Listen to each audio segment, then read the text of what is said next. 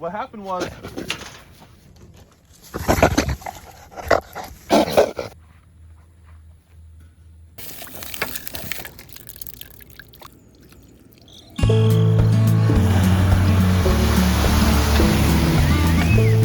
hey, look! What? What's in the trap? Uh-oh, We're gonna crash the car out here. You guys, it looks like we have got a trap packed full of pigs. I mean, it was like 1 a.m. last night in the morning, and the cell cam out there was like just going nuts. So we're heading out there right now to check it. Let's head out there and see what all we got.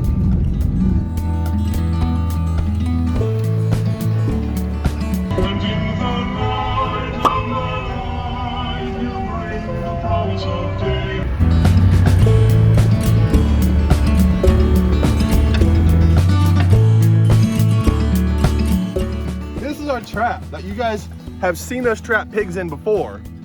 And they were in here. The bar is tripped, the corn is gone, but they dug under it and got out.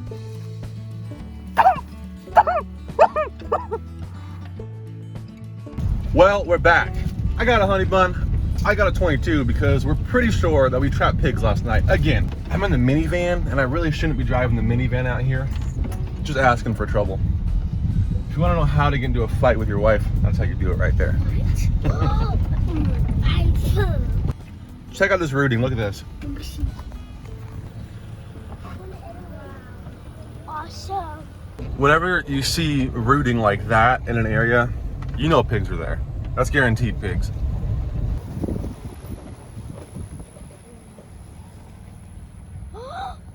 What? What? Don't go over there, he'll bite you. Hang on, he's gonna bite you, wait. Don't go over there yet. Wow. You got a black and white pig. Wow, I wanna see, hang on. Oh, he'll get you. Don't go by him yet. Oh man, that's a decent one too. I'm okay with that. See that? That pig is not happy. Yeah, that's a nice looking pig. She's fat. Dang. Holy, that's an amazing sow. Whoa.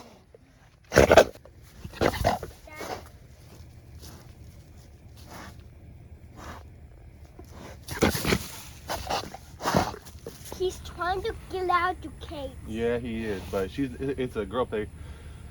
And we're not gonna let that pig out of the cage. You know why? Why? Because that pig's gonna be our dinner. And then we go put it in pig eggs. No, that pig we're gonna have a barbecue. Why? Because don't you like eating barbecue in the fire? Yeah. Come here. No. Look at me. Look at me. Look at me. Look at me. Do not put your hands in there. She'll bite your finger off. You understand? Do not put your hands in there. When you're trapping a pig or hunting a pig for meat, there's really no better pig than this kind of pig right here. It's a sow, and she's just got tons of girth on her. She's fat. That neck is wide. Her shoulders are wide. She has a nice layer of fat from acorns and such like and things like that. So we're gonna go ahead and put her down and probably get her field dressed in a cooler and wind up bringing her home for a barbecue or something like that. I'm not sure what we're gonna do yet, but it's gonna be delicious. Daddy? What? Please? I don't know how to get that pig out. I'll get it. Well, it appears that this pig is smart. She is actually digging under the trap, trying to find a way out, so we have to take care of her pretty quick. This is a 22 long rifle. It's a Remington 341P Sportsmaster. It's my first ever gun that I got when I was 12, I think, and it works fantastic for pigs.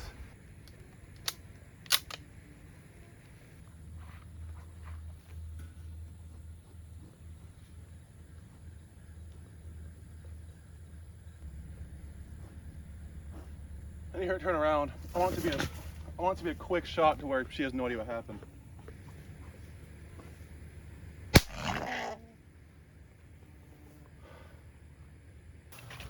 Time to take care of her. The kids are in the car. I don't like, they're 4 and 5. I like taking them hunting and stuff, but just the idea of them watching me as I shoot a pig in a trap just doesn't really sit perfectly well with me. I want them to, grow up and not be total savages.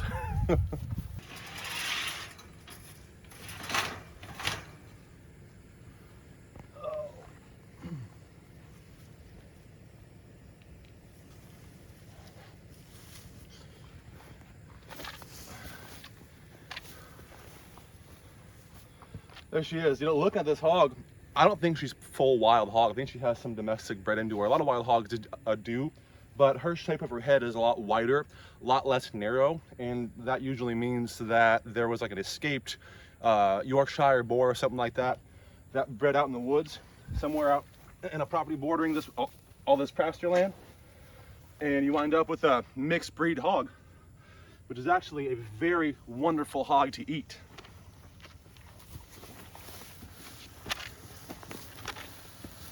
Well guys, it's getting hot out here. I'm gonna go ahead and dress out this pig and get it home.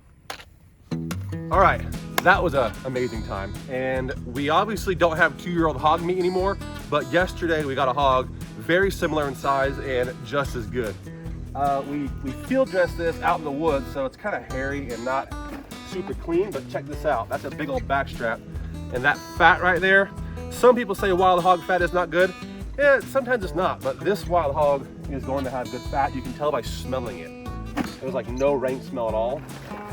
And that right there,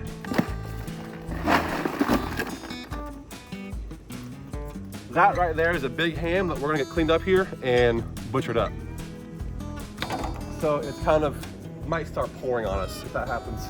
Just more of an adventure, I guess, but we're having a big old birthday party for Luke, which is what this hog is going to be for. And hoping that we're not gonna get rained out. We might not. Here's the hoping. All right, you guys, this is obvious. This is not the right way to do this. This is what I got right now. I couldn't find the bone saw, so.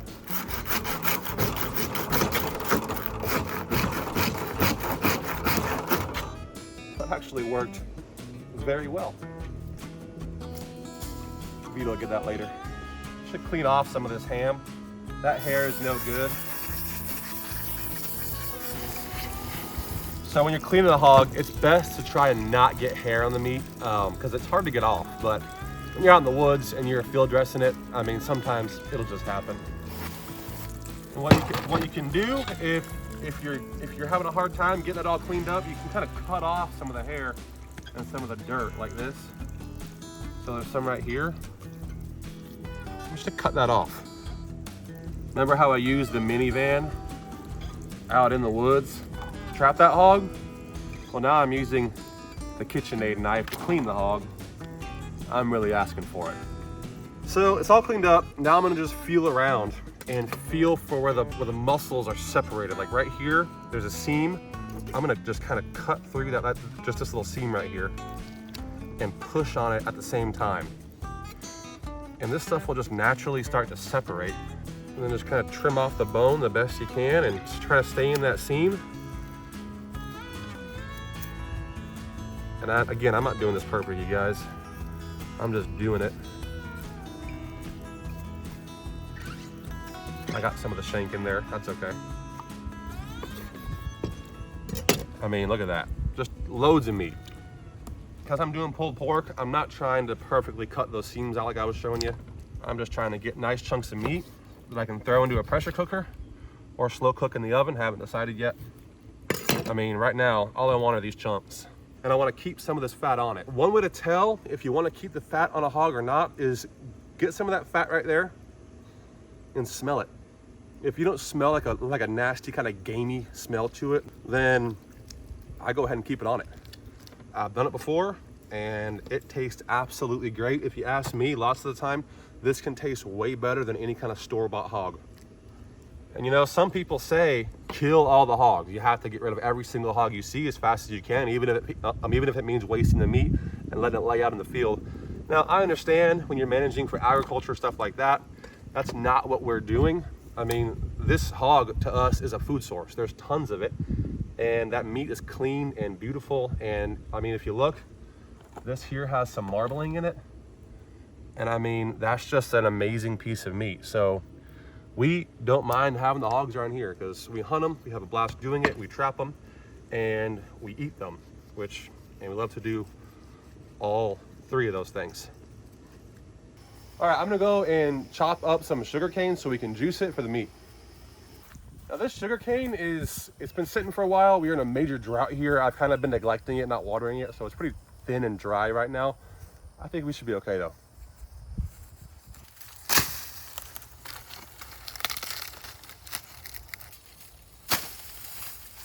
When your sugarcane looks like bamboo, That's how you know it just needs some love. The cool thing about sugarcane is it will always grow new sugarcane. I mean, you'll never run out of it. You don't have to replant it really. It will just keep on growing. I mean, you can get a piece and cut it up and plant it back in the ground and grow a bunch, but you'll never have to buy sugarcane. This all started with like 2 or 3 little pieces.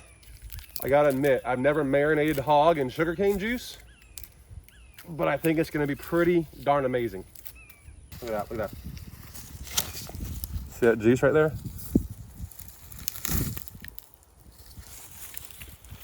That will like energize the heck out of you. At least it does me. It does not taste like sugar water. It's got a very distinct sugarcane flavor to it, and it's amazing.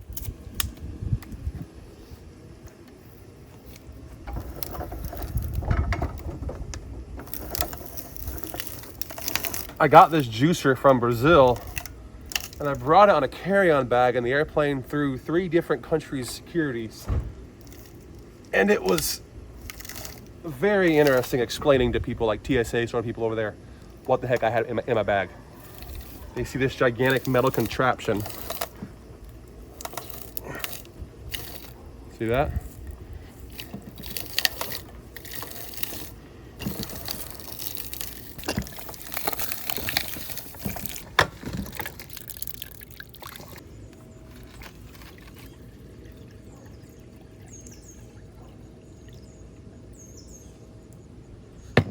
And all that crap right there is out of it now. Now, if you're filtering for like molasses or something, you want to make sure that you're filtering very well. For this purpose, just that rag is fine. I'm gonna grab this and pour it all over this pork here.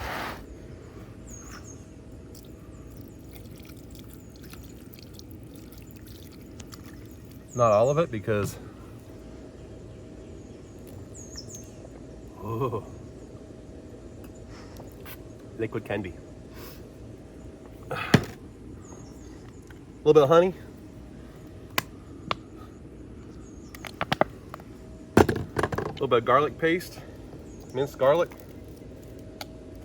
A little salt. Some pepper, not too much because we're gonna have kids around eating this, but just a little bit for the flavor.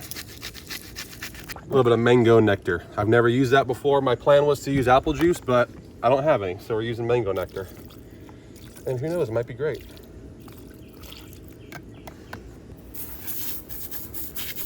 Just mix that all right up. That sugarcane juice is just gonna sweeten up this pork and make it so good. Regular old sweet baby Ray's up in there. And just mix it on up. I'm gonna let that marinate overnight, and tomorrow is cooking time. All right, it is party day. We've got a pan full of wonderfulness right here. So we're gonna go ahead and just grab this pork, throw it in this pressure cooker. It's a miracle the kids are actually being quiet. That never happens. So one thing about pressure cooking is you can't have your pan full too much, so we're gonna do 2 batches here. I got that right there. This beef broth right here is pretty much, it just works very well for a pressure cooker. You don't want to use only beef broth though. I usually dilute it with some water, because if you don't, then you wind up getting this, I mean, this is just very, very, very full of salt, and it will definitely salt your stuff, so just be wary of that whenever you're doing it. This is pineapple juice. I'm gonna go ahead and use some of that too. And just a cup of water. That should be good. Get that in here. Pop the top on. All right, about 40 minutes, and we'll see how it looks. I got you garbage for your birthday. See that? What? What? A nice present. Yeah!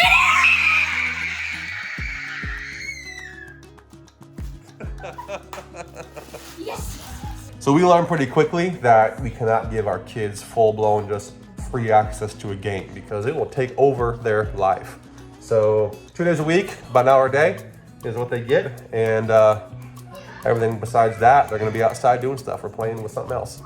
All right, well that meat's cooking. We're gonna go ahead and water Rosalita and see how she's doing. What do you think, baby? You want some water, honey? Is that what you want? Is that what you want? Huh? Come here.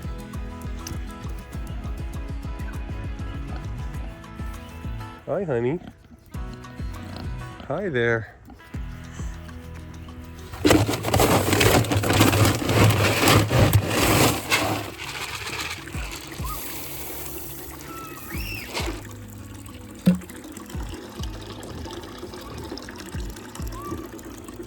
Old Pikachu over there is slowly getting more used to being close to me and being okay with it. She's tolerating it.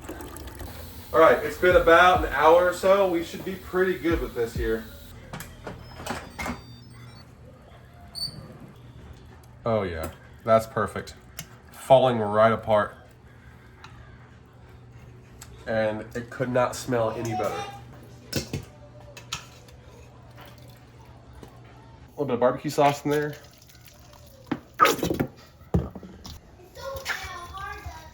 Just want to put enough just to get like a nice, wet, juicy consistency. You guys forget the noise. We got kids all over here. It's a birthday party. It's just part of it. Just really get this mixed up until it's all broken down, kind of like that.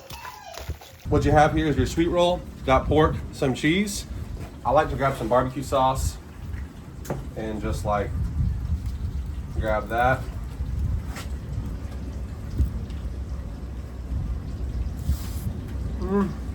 I can't put it down. This is my first thing I've eaten all day. What do you think?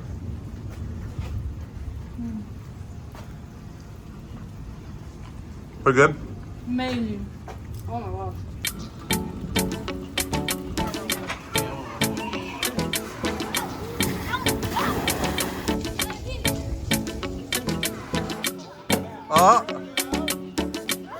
Don't let go of that bat. Happy birthday to